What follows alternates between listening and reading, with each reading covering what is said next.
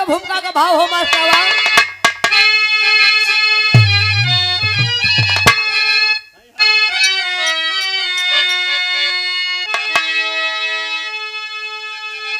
अरे देश के सेवा में जो नयन पड़ी किया, जिंदगानी तो वह जिंदगानी नहीं, आन पर माने और सम्मान पर जो लुटाया वह जवानी नहीं, सर पे बांधे कफन जो चले झूम के, अरे वीरता भी उसके बराबर कोई सानी नहीं, धर्म पर जान देकर हुए हैं मरे, साक्षी इतिहास है कोई कहानी नहीं।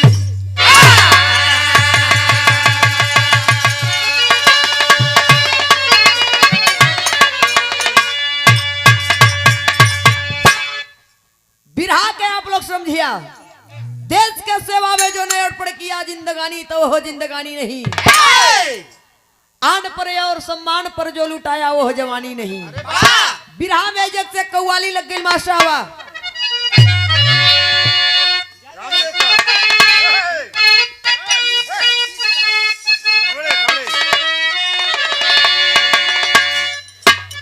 एक गदल कलाइन बा कव्वाली का भावा। स्वर्गीय रामदेव गुरु जी कहे कि अरे बसिया की, अरे बसिया की हर दुनिया है, अरे बसिया की हर दुनिया है, इसी संसार के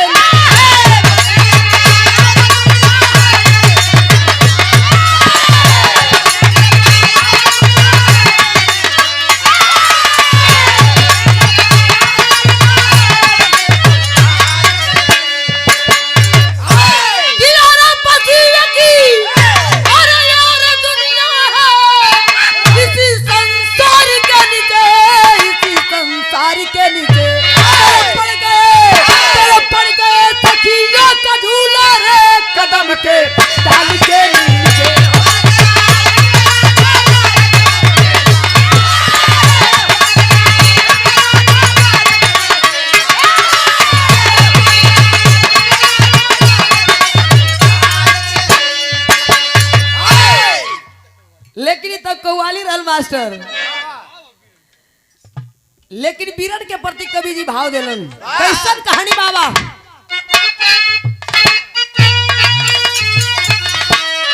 कि अरे बहादुर, अरे बहादुर, अरे जंग मैदान में न पग पीछे हटाते हैं,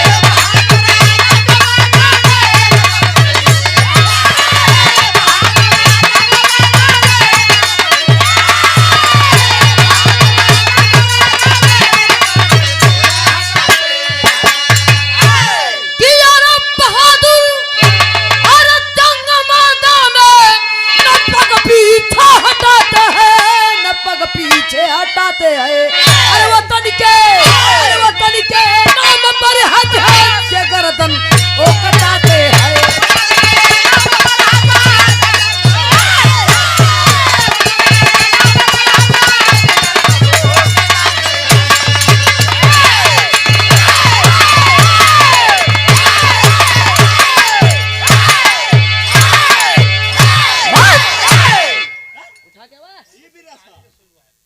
मास्टर को उठो ही ना बात।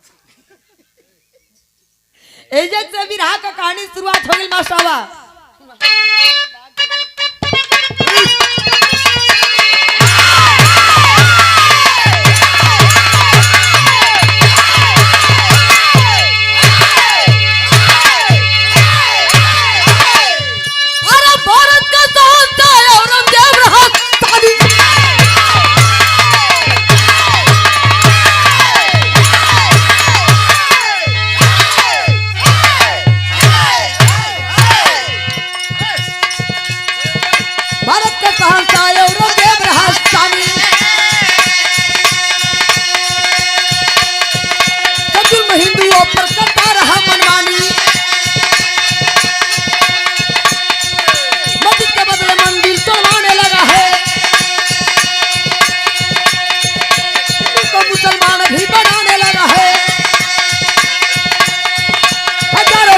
को फंसी झुला दिया।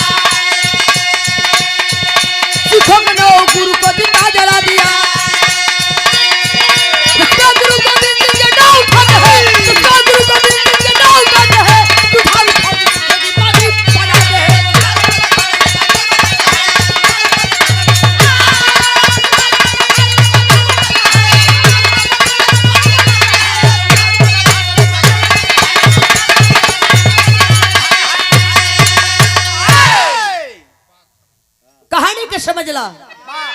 अब धीरे धीरे समझे वाला लोग कम हो गल हुआ।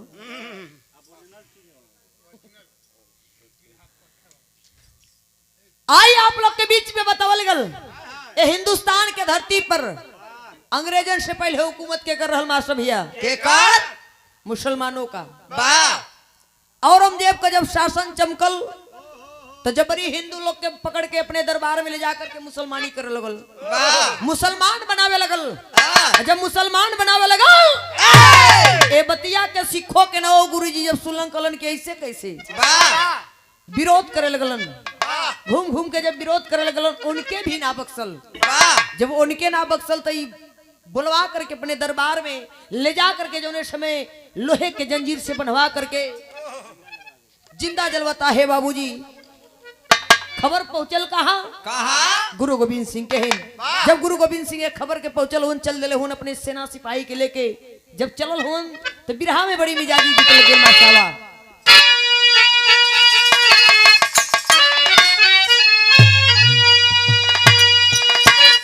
कौनो फौजी जवान का दुल्ही बतावत हो, क्या बतावत हो मास्टर? कि अरे हमारे बलमुआ कपातरी कमरी अरे पलटनिया में जा आए नहीं।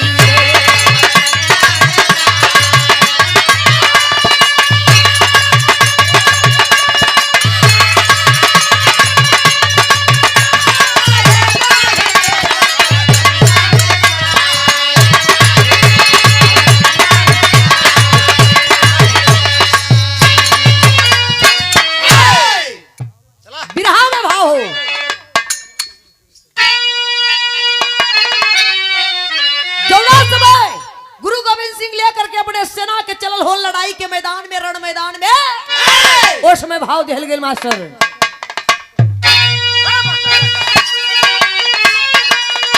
कि अरे खतरा में वीरो, कि अरे खतरा में वीरो, कि अरे हमारा वतनवा, कि अरे धर्मवा के हम जाए।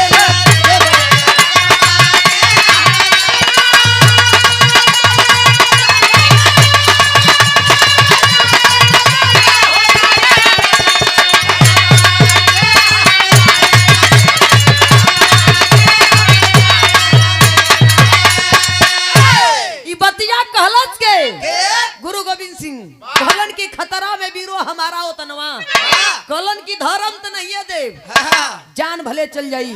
चलल होन कैसे? अरे चढ़ी मुगलिया अरे फौज जंगे मैदानवा, अरे सिखों के फौज मचाई तूफानवा।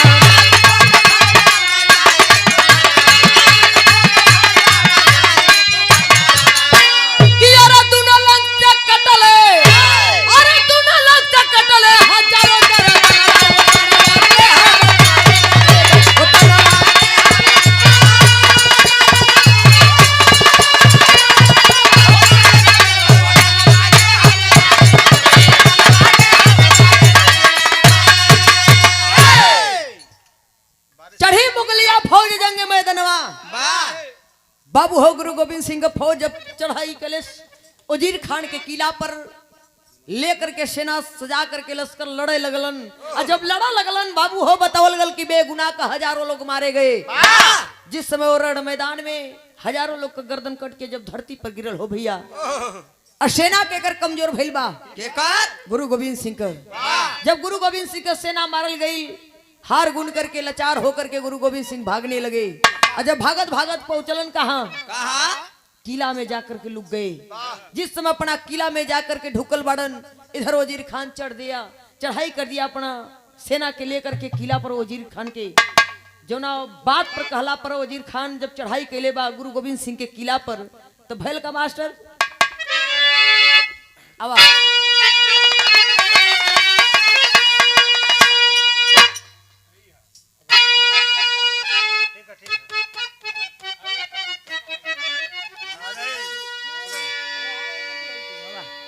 आवा किया रे आइला बसंतले, किया रे आइला बसंत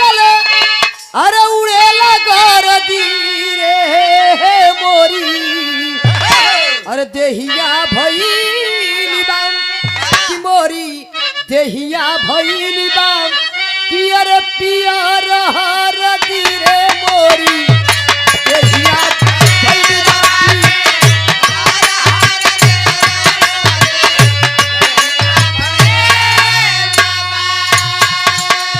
लेकिन कहानी कितनी अच्छी दिहल गेल मास्टर कि अरे जबकि किलवाई गुरु के अरे जबकि किलवाई गुरु के अरे घेराई गई न हो लेके रानी दुनो हो ललनम किले के रानी दुनो हो ललनम अरे पराई गई न हो लेके रानी दुनो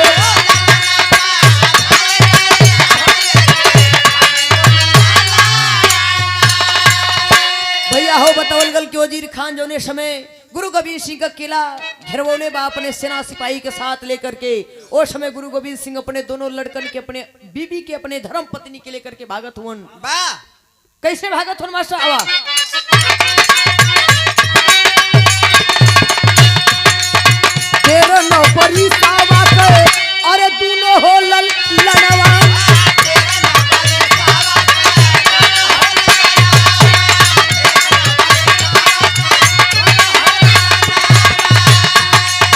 थोड़ी के मतारी तंकू पुरोही के भवनावा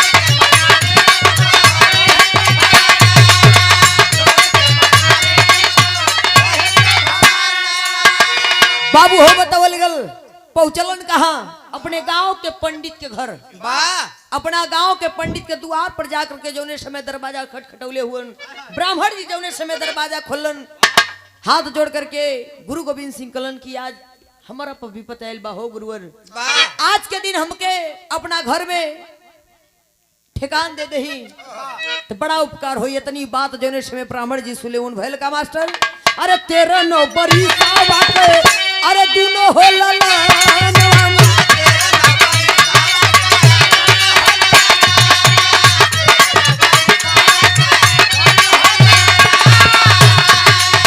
छोड़ी के मतारी संगू पुरोहित के भवन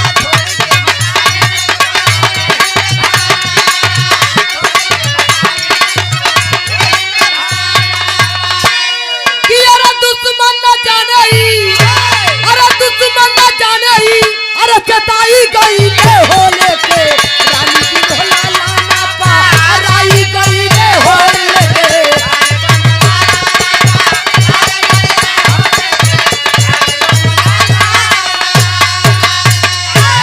बाबू हो बतावल गल इधर कई साल के बितला के बाद ब्राह्मण जी की मन में लालच जब समायल बा जा करके वजीर खान से मिल करके बाबूजी सारी दस्तान सारी बात बताए जौना समय वजीर खान सुन ले बा भेज करके अपने जल्लादों को जौने समय दोनों लड़कन के गिरफ्तार कराता है बाबूजी जौने लड़कन का नाम बतावल गल फत्ते और जोरवार तो कोई कपोल कहानी नहीं है हकीकत कहानी आप लोग आज भी मोबाइल पर सर्च करिए तो आज भी एक कहानी मिल जाएगा आप लोग को जौना समय गिरफ्तार होकर के दोनों लड़का चल दिए जब चलल हो तो भैल का मास्टर बिरहा में फिर गीत बदल गए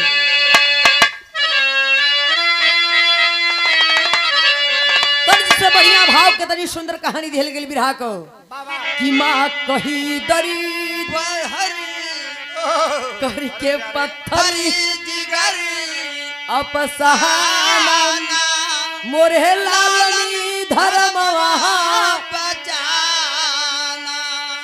मतारी कहलस कि माँ कही दर्द भर करके पत्थर जिगर मोरे लालन धर्मवा बचाना कलश के लाल जौना धर्म बदा तोहार बाप भी धरती वतन अपन किला छोड़ के भाग गिलन वही धर्म बदे आज तो लोग गिरफ्तार होत हुआ कलश का कि जुल्म जालिम बहुत ढाई है कि आय बेटा मुसलमान बनई है सरे करे जबी कलम ढेर बनबे मुस्कुरा मोरे लालनी धर्मवा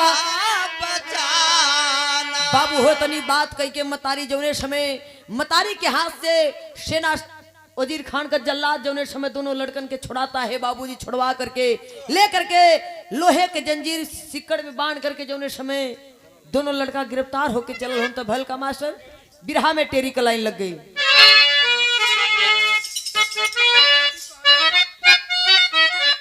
मतारी अपना दोनों लड़कन से कहलस का कहलस ये रे कटानम अरे बोटी बोटी लसियम माता कही बेटा दामन ना दाग लगाना। कटाना बोटी बोटी लसिया माता कही दामन ना बेटा दाग लगाना। कटाना बोटी बोटी लसिया मतारी जो समय तनी बात कह के दोनों लड़कन के छुले है तब हल का मास्टर बिरहा में झूमर लग गल।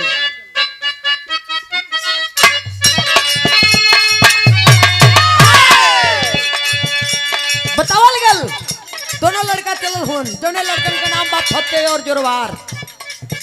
मतारी बतावत हो रोवत हो कैसे रोवत हो। दोनों बच्चों को तिखार लिया चुम्मा किया माता मर गई कटार ही मार फतेह सिंह जोरावार गुरु गोविंद के चले दोनों ही दिलावर गिरफ्तार। वजीर खान था ना बाप देखा बच्चों करुआ दोनों सूरज लज्जा बाप बोला प्यार करके बेटा चाहो अपनी जान फौरन बन जा मुसलमान। बेटा चाहो अपनी जान फौरन बन जा मुसलमान। बच्चे बोले हे बेना करी कार्य करके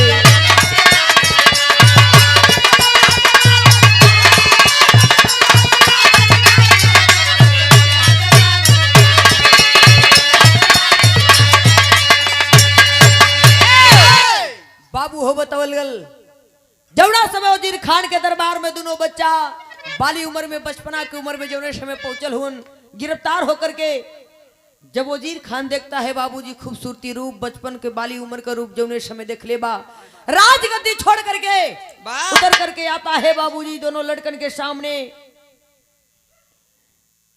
एक बात कलश कलश की बेटा चाहो अपनी जान तो फौरन बन जा मुसलमान। बच्चे बोले हैं बेईमान से धिक्कार कई के जौना समय तनी बतिया दोनों लड़का सुलन हो बाबू गुरु गोविंद सिंह का सपुत्र बाबू हो खखार के जौने समय वजीर खान के मुहवा पर थुकलन। क्रोध में होकर के वजीर खान लेकर के हाथ में कोड़ा चल दिया। जिस समय हाथ में कोड़ा लेकर के चला है बाबूजी लोहे के खम्भा में बनवा देता है और बनवाइले के बाद बाबू हो जौना समय कोड़ा बरसाता है और समय का दृश्य का रहल हो भैया बिरहा में गीत लग गई।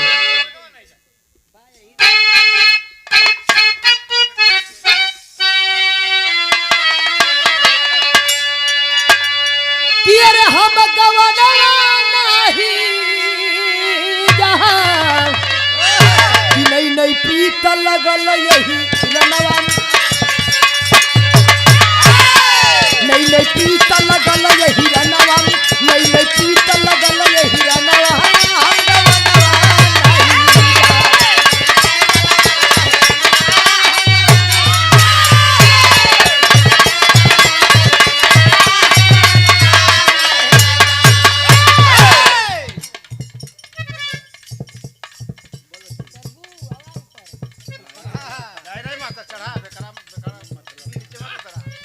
बाबू हो बतावल गल जौने समय दोनों लड़का बानल होनो समय गरजत होन का गरजत होन मास्टरवा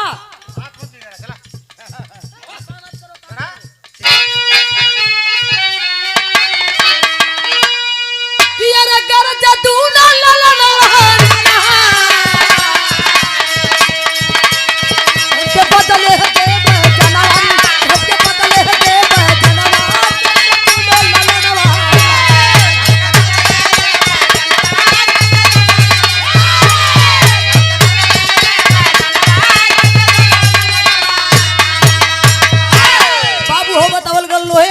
से बांध करके जंजीर से बांधल हो लड़का लेकिन कोड़ा बरसत गरजत होन कि गरजा दुनो ललनवा नाम धर्म के बदले देव जनवा गरजे दुनो ललनवा। एक बात और कहलन का कि अरे छोड़ के दुनिया मालक खजाना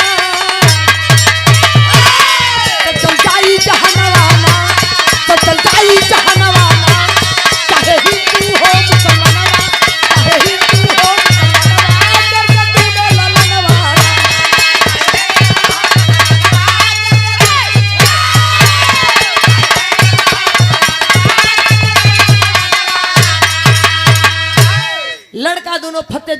गरज के कहते हैं बाबूजी छोड़कर दुनिया माल खजाना एक दिन सब चल जाई जहनवा, चाहे हिंदू हो या मुसलमानवा।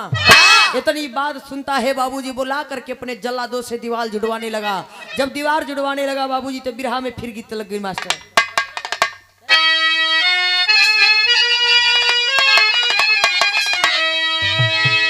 ये सुन के बचवनी कहा जब तब से गरजा है ना बाबा अजुल बढ़ावे लगले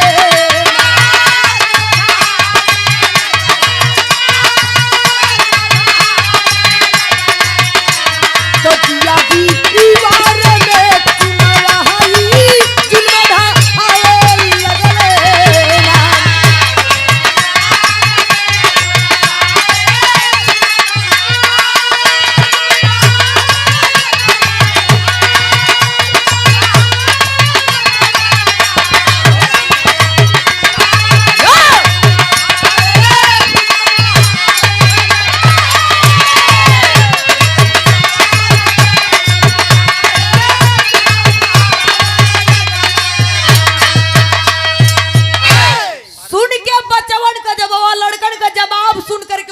दीवार जुड़वाने लगा।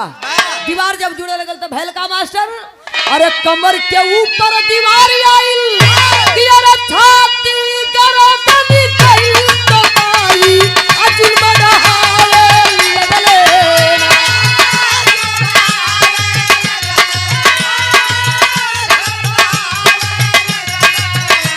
कि तब से छोटका भैया बड़के गणपति आवे लगले।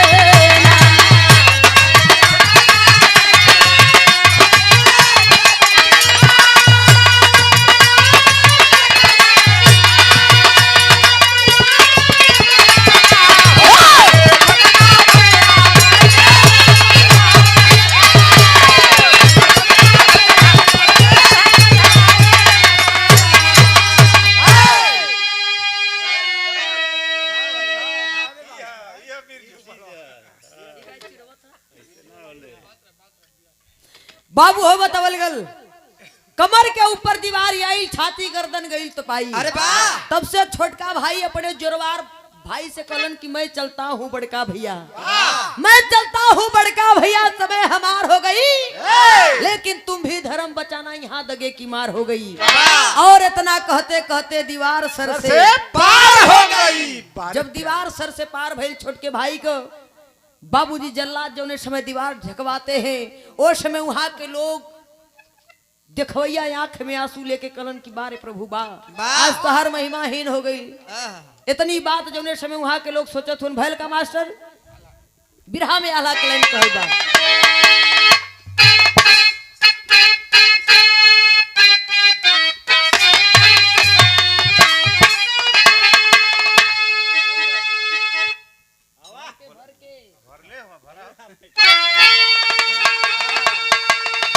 देख के हालतिया होती रतिया ललना के भैया,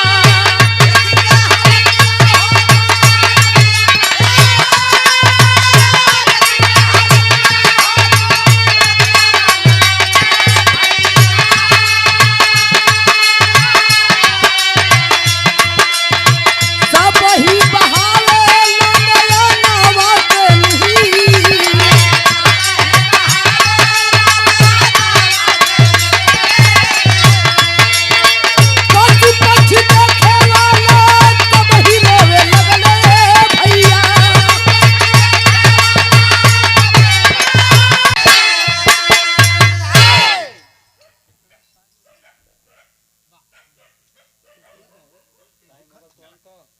बाबू हो बतावल गल जौना समय छोटा भाई का हालत देख करके बड़ा भाई है वही छाती पीट करके दीवार में रो रहे हैं कि बारे भैया बा हमसे पीछे आ करके हमसे आज धर्म का बाजी जीत गईला, हमसे आगे जा करके धर्म का बाजी जीत के गल हुआ। बाबू हो बतावल गल वहां के बतावल गल जीव जंतु पशु पक्षी इंसान आंख में आंसू लेकर के मुरलीधर कन्हैया के याद करत हुन कि बार प्रभु एक जमाना रहल कि द्रौपदी का चिर बढ़ौला लाज बचल लेकिन आज तोहार महिमा तोहार शक्ति आज कलयुग में दोनों बच्चा बिना गुनाह के मरल गल हुन। आज तोहार महिमा कहाँ हीन हो गई, शक्तिहीन हो गई, बताओ तुम लोग कैसे मास्टर खड़ी के लाइन बा।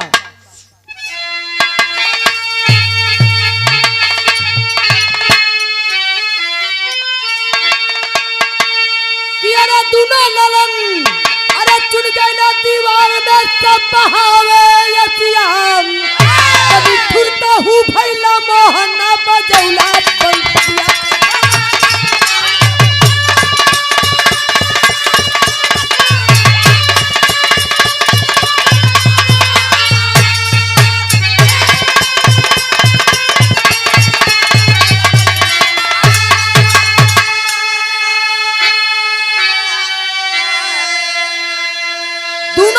चुन गई ना दीवार में सब बहावे यसिया निठुरता हूँ भैला मोहन ना बजौला बंसिया। कहल गल कैसे अरे गजब को बढ़ाए बचली अरे द्रौपदी का साड़ी अरे गोबरा धन उठा के तू कहैला गिरधारी।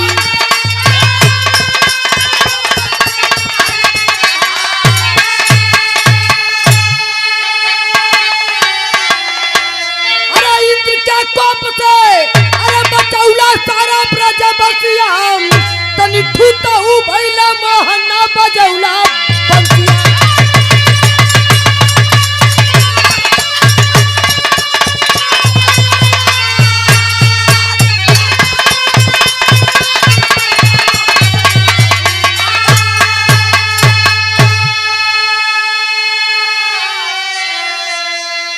बाबू हो बतौल गल आज भी वो धरती पंजाब की धरती अमृतसर उस धरती कायम है जहां पर फतेह और जोरवार गुरु गोविंद सिंह का दोनों लड़का जिंदा चुनवाल गल हुन हो बाबू। आज भी वहां पर मेला लगता है। आज भी आप जी हेन कान लगा कर उस दीवार से सुनिए तो दोनों भाई आपस में ही बात करते हैं। जो ने लड़कन का नाम बताओ लगल फतेह और जोरवार काना बा खानदान का परिचय बा। गुरु बिहारी गुरु गणेश अमर हुआ पैगाम बच्चन कहता कभी चंद्रिका मोहम्मदपुर में गाओ अरे कटाना बोटी बोटी लसिया तो चंचल कभी तूफानी सर पे बाजे बसिया हो कटाना बोटी बोटी